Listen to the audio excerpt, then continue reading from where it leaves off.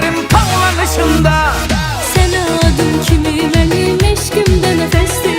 Benim kadar var mı sever o hansı kestir. Adını kalbime yazmışam ömürlük senin.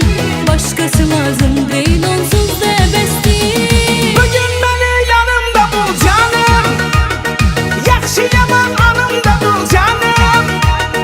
Yürekteki sözlerimde dilimde, baharımda yazımda bul canım. Bugün benim yanımda ol canım, ruhumda kanımda ol canım.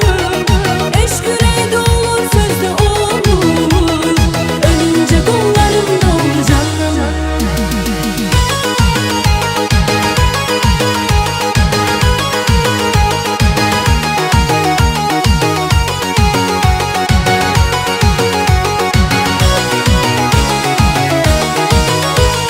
Kaşları kemanımızın gelmene kara, bağlanıp kaldım ahır yamanım sana.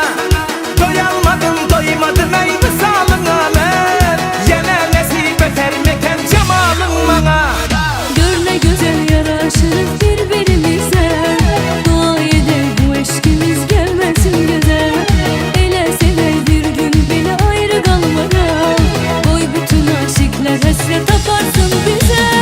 Bugün beni yanımda bul canım, yaxşı yaman anımda bul canım.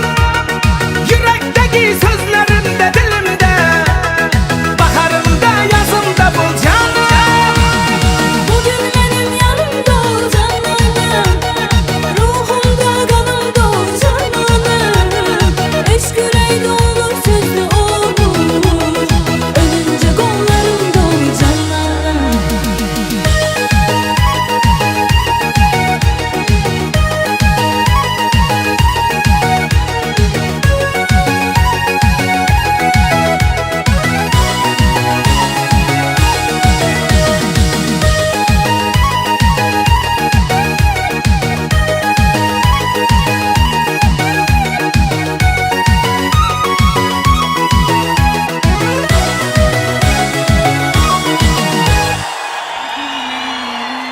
Canım, yaxşı yaman yanımda ol canım.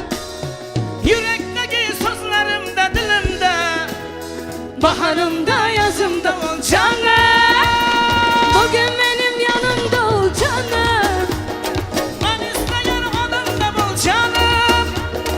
Yürekteki sözlerimde dilimde, Baharımda yazımda ol canım. hey! Teşekkür ederim. Çok sağ olun.